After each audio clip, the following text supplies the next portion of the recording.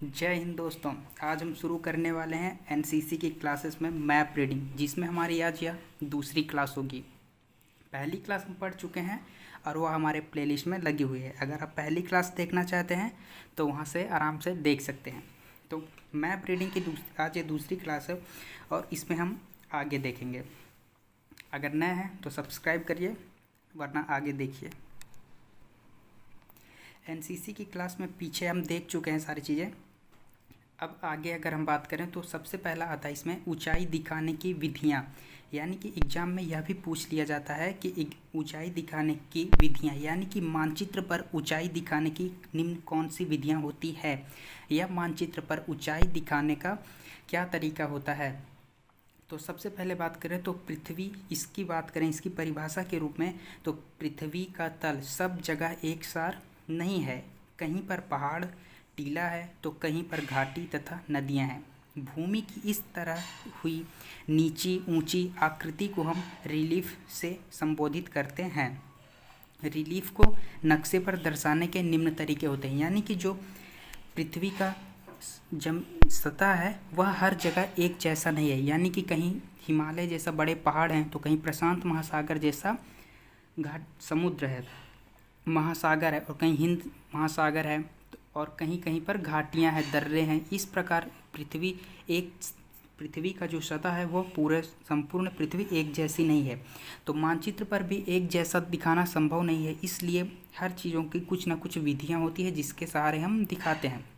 तो उसी प्रकार ऊंचाई दिखाने की विधियां होती है जिसको नक्शे में रिलीफ बोला जाता है, और इसी को हम दिखाते हैं नक्शे पर। तो रिलीफ दिखाने की कुछ निम्न विधियां होती है। कम से कम ये पूरी विधियां आपको याद रहनी चाहिए। एग्जाम में 10 नंबर का या 5 नंबर का पूछा जाता है। तो सबसे पहला आता है कंटूर रेखाओं से, यानी कि हम रिलीफ को कंटूर रेखाओं से दिखा सकते हैं। दूसरा है चिन्हित ऊंचाई से। तीसरा है त्रिभुजाकार ऊंचाई से। चौथा आता है आपेक्षिक ऊंचाई से। पाँचवां बैच मार्क से। 6 नंबर पर है रेखा समूह से। और 7वें की अगर हम बात करें तो पर्वतीय छाया चित्रण से। और 8वां आता है रंग स्तर से। यानी कि 8 तरीकों से हम रिलीफ को नक्शे पर प्रदर्शित कर सकते हैं। यह जरूरी है, इसको याद करना है। सबसे पहला आता है कंटूर रेखा, चिन्हित ऊंचाई, त्रिभुजाकार ऊंचाई, आपेक्षिक ऊंचाई, बैच मार्क से, रेखा समूह से, पर्वतीय छाया से और रंग स्तर से। यह 8 है जो रिलीफ को नक्शे पर प्रदर्शित करते हैं। उसके बाद जब नक्शे पर रिलीफ को दर्शा दिया जाता है तो आता है ढलान। ढलान की अगर हम बात करें, जिसको स्लोप बोला जाता है, तो ढलान क्या होता है। तो धरातल पर 2 निश्चित स्थानों के बीच धीरे धीरे या एकदम होने वाली प्राकृतिक चढ़ाई या उतराई को ढलान कहते हैं। यानी कि जो प्राकृतिक होगा, यानी कि नेचुरल, जो पहले से पृथ्वी पर बनी हुई है। तो उस जैसे कि एक सतह है ए और एक सतह होती है बी, इन दोनों के बीच जो भी होगा, तो 2 धरातल हो गए। अगर पहला हम ए मान लें और दूसरे को हम बी मान लें तो ये धरातल है संपूर्ण, और इस पर 2 दूरियां हैं, जिसको पहला हम बिंदु ए लेंगे और दूसरा बिंदु बी लेंगे, और इन दोनों की दूरी जो है एक निश्चित दूरी है। तो इस प्रकार होगा कि धरातल पर, यानी कि ये धरातल अगर मान लें तो धरातल पर किन्हीं 2 निश्चित बिंदु, यानी कि ए और बी, 2 स्थानों के बीच धीरे धीरे, या तो यह ढलान ऐसे होगा या फिर यह ढलान ऐसे होगा, निश्चित धीरे धीरे या एकदम होने वाली, या फिर ये ढलान ए से डायरेक्ट ऐसे बी की ओर भी जा सकता है। तो या तो डायरेक्ट नीचे जाएगा या डायरेक्ट ऊपर जाएगा। जो चढ़ाई या उतराई होगी इसी को ढलान कहते हैं। ये जो है यही ढलान होता है। अब इस ढलान के प्रकार की अगर हम बात करें तो ढलान मुख्यतः 2 प्रकार के होते हैं, जिसमें पहला आता है नियमित ढलान। नियमित ढलान में क्या होता है, इसमें चढ़ाई व उतराई की मात्रा समान होती है। यानी कि यह ढलान जो है या तो एकदम ऐसे होगा या फिर एकदम ऐसे होगा, यानी कि जितनी इसमें जो एंगल बनता है वो हमेशा बराबर रहेगा। अगर 30 डिग्री पर चढ़ाना है तो ए से बी तक हमेशा 30 ही डिग्री पर चढ़ाना होगा। यानी कि उतराई इसमें मात्रा समान होती है। अगर 40 डिग्री पर कोई आदमी चढ़ रहा है तो वह ए से बी तक 40 डिग्री पर ही चढ़ेगा। ये नहीं कि थोड़ी दूर 45 पे फिर 50 फिर 30 हो जाए नीचे ऊपर, ऐसा नहीं होता है। यह ढलान नियमित होता है, यानी कि नियत होती है, कांस्टेंट। तो इसका जो कोण होता है यानी कि एंगल, वो कांस्टेंट होता है। उसके बाद अगर ये बात करें नियमित ढलान में, तो नियमित ढलान भी दो प्रकार के होते हैं। इस नियमित ढलान को दो पार्ट में बांटा गया है। पहला है सम सुगम ढलान, दूसरा है सम दुर्गम ढलान। तो नियमित ढलान के दो पार्ट होते हैं, सम सुगम और सम दुर्गम ढलान। इसमें सम सुगम की बात करें तो यह थोड़ा आसान होता है, और जबकि सम दुर्गम की बात करें तो यह हल्का सा टेढ़ा हो सकता है। उसके बाद अगर हम बात करते हैं दूसरे नंबर पर, यानी कि ढलान का जो दूसरा है वो कौन सा है, तो ये आता है नियमित ढलान, यानी कि जो हम पहला पढ़ चुके हैं। और दूसरा आता है अनियमित ढलान, यानी कि इसमें चढ़ाई तथा उतराई की मात्रा समान नहीं होती है। यानी कि अगर हम बात करें जैसे ए से बी की दूरी, तो ये ऐसे ऐसे इसका ग्राफ बनता है। इसका ग्राफ हमेशा सेम नहीं होता, यह ऊपर नीचे ऐसे होता है। इसमें चढ़ाई भी असमान होती है एवं उतराई भी असमान होती है। यह भी दो प्रकार का होता है, पहला है नतोत्तर ढलान और दूसरा है उन्नतोदर ढलान। पहला कॉनकेव और दूसरा कॉन्वेक्स। तो इस प्रकार हम देखते हैं कि ढलान किसे कहते हैं। तो ढलान के बारे में हम बात करें तो धरातल पर दो निश्चित स्थानों के बीच धीरे धीरे या एकदम होने वाली प्राकृतिक चढ़ाई या उतराई को ढलान कहते हैं। ढलान मुख्यतः दो प्रकार के होते हैं, जिसमें हमने पढ़ा नियमित और अनियमित ढलान।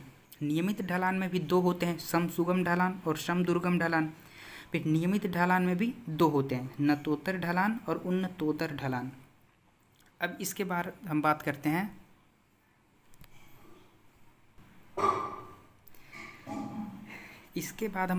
हैं कि मानचित्र पर प्रमुख भू आकृतियाँ। प्रमुख भू आकृतियों के अगर बारे में हम बात करें तो सबसे पहला आता है कि धरातल की प्राकृतिक, यानी कि जो धरातल है पृथ्वी, उसकी प्राकृतिक आकृतियों को जो भिन्न भिन्न नाम दिए गए हैं उनको टोपोग्राफिकल फॉर्म्स भी कहते हैं। यानी कि टोपोग्राफिकल फॉर्म्स क्या होता है, तो यह इंपॉर्टेंट होता है, 2 नंबर के एग्जाम में पूछा जाता है कि टोपोग्राफिकल फॉर्म्स किसे कहते हैं। तो आप ये परिभाषा लिख सकते हैं इसमें और 2 नंबर मिल जाएगा आपको। यह जो होता है यह मुख्यतः निम्न प्रकार के होते हैं, यानी कि कोई ज़रूरी इसका फिक्स नहीं होता है। या तो जो चीज़ें फिक्स नहीं है उसमें आप निम्न लगा दीजिए, आपका सही रहता है। और जितने पॉइंट आपको याद हैं आप उतने ही पॉइंट लिख दीजिए। तो सबसे पहला आता है पर्वत, दूसरा है पहाड़ी, तीसरा है पठार, टीला, स्पर और री एंट्रेंट। तो यह प्रमुख भू आकृतियाँ जो हैं ये प्रमुख 6 भू आकृतियाँ होती हैं, और इन्हीं प्रमुख भू आकृतियों को टोपोग्राफिकल फॉर्म्स भी कहते हैं। तो यहाँ से प्रमुख भू आकृतियाँ क्लियर हो गया होगा। अब हम ढलांस की अगर बात करें तो ढलांस क्या होता है, तो किन्हीं 2 स्थानों की आपस की दूरी व उनके बीच के चढ़ाव को ढलांस कहते हैं। यानी कि ए से बीच की दूरी जो है, ए से बी की जो दूरी है, और ये दूरी कैसे होगी, तो इनकी आपस की दूरी होगी। तो किन्हीं 2 स्थानों यानी कि ए और बी की आपस की दूरी व उनके बीच के चढ़ाव को ढलांस कहते हैं। यानी कि चढ़ाव जो ऊपर कोण जो एंगल बनेगा 30 डिग्री, 35 डिग्री, 10 डिग्री का जो भी चढ़ाव का जो एंगल बनता है उसी को ढलांस कहते हैं। तो इससे एकदम स्पष्ट हो जाता है कि ए से बी की आपस की दूरी व उनके बीच के चढ़ाव को ढलांस कहते हैं। अब जो ढलांस है इसे 2 प्रकार से प्रकट किया जाता है। अब ढलांस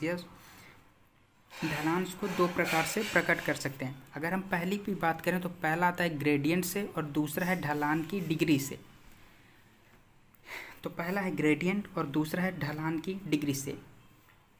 और उसके बाद बात करें तो ग्रेडियंट उस भिन्न को कहते हैं। यानी कि अगर ग्रेडियंट की बात करें तो यह क्या होता है, तो यह उस विधि को कहते हैं जो कंटूर रेखाओं के ऊर्ध्व अंतर। अब बात ही कंटूर रेखाएं किसे कहते हैं, तो इसको हम आगे डिटेल में पढ़ेंगे कि कंटूर रेखाएं क्या है और कैसे काम करती हैं। तो कंटूर रेखाओं के ऊर्ध्व अंतर और क्षैतिज दूरी के अनुपात से प्रकट होता है। यानी कि जो ग्रेडियंट होता है यह वह भिन्न होता है, यानी कि यह a/b के रूप में होता है। ग्रेडियंट a/b के रूप में होता है यानी कि यह एक प्रकार का भिन्न है जो कंटूर रेखाओं के ऊर्ध्व अंतर और क्षैतिज दूरी, ऊर्ध्व अंतर ध्यान दीजिएगा, और क्षैतिज दूरी के अनुपात से प्रकट होता है। तो अगर हमको ग्रेडियंट निकालना है तो हमें कंटूर रेखाओं की ऊर्ध्व अंतर ले लेना है। ऊर्ध्व अंतर बटे क्षैतिज दूरी का जब अनुपात हम ले लेंगे तो वो ग्रेडियंट निकल जाता है। ग्रेडियंट के बाद अगर हम बात करें तो रोमर आता है, जो काफ़ी इम्पोर्टेंट होता है मैप रीडिंग में। रोमर क्या है, तो इसके बारे में अगर हम बात करें तो रोमर प्लास्टिक सेलुलाइड या दफ्ती का बना एक कार्ड होता है, यानी कि यह एक कार्ड की तरह होता है। आपने जियोमेट्री बॉक्स लिया होगा, उसमें एक होता है ऐसे त्रिभुज, ट्रिग्नोमेट्री के कलर का होता है ऐसे ऐसे, इस तरह करके ही रोमर होता है। तो रोमर प्लास्टिक सेलुलाइड या दफ्ती का बना हुआ एक कार्ड होता है, जिसके समकोण वाले कोने की दोनों भुजाएं पर ग्रिड वर्ग की भुजा के बराबर लंबाई को 10 बराबर भागों में विभाजित करके चिन्ह लगा दिया जाता है, जिसकी संख्या समकोण वाले कोने से शुरू होती है तथा तीर का सिरा अंकित होता है। इस प्रकार से यह हो गया आपका समकोण वाला 90 डिग्री। तो रोमर की बात हो गई। तो रोमर प्लास्टिक सेलुलाइड दफ्ती का बना हुआ एक कार्ड होता है, जिसके समकोण वाले कोने की दोनों भुजाओं पर ग्रिड वर्ग की भुजा के बराबर लंबाई को 10 बराबर भागों में विभाजित करके चिन्ह लगा दिए जाते हैं, जिसकी संख्या समकोण वाले कोने से शुरू होती है जहाँ तीर का सिरा अंकित होता है। तो यहाँ तक आपको पूरा समझ में आ गया होगा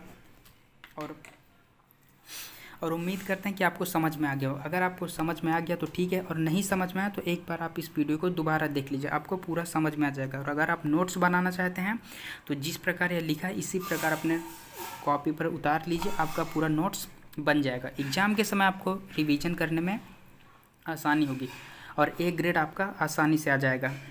तो आज तक यहीं रखते हैं, आज तक के लिए धन्यवाद। और अगर आप और आगे ऐसा वीडियो चाहते हैं तो प्लेलिस्ट में जाकर आप देख सकते हैं। अब इसके आगे वाली क्लास में हम कंपास के बारे में बात करेंगे कि कंपास होता क्या है, कंपास के प्रकार कितने हैं और कौन कौन से कंपास कहाँ यूज किए जाते हैं, और सैनिक कंपास कौन सा होता है, जो वह कंपास जो सैनिकों के द्वारा यूज किया जाता है। तो इसी तरह की और इंटरेस्टेड जानकारी के लिए आप हमारे चैनल को फॉलो कर सकते हैं। आज के लिए इतना ही, अब जल्द ही मिलेंगे हम आपको अगले वीडियो में। तब तक के लिए धन्यवाद, थैंक यू।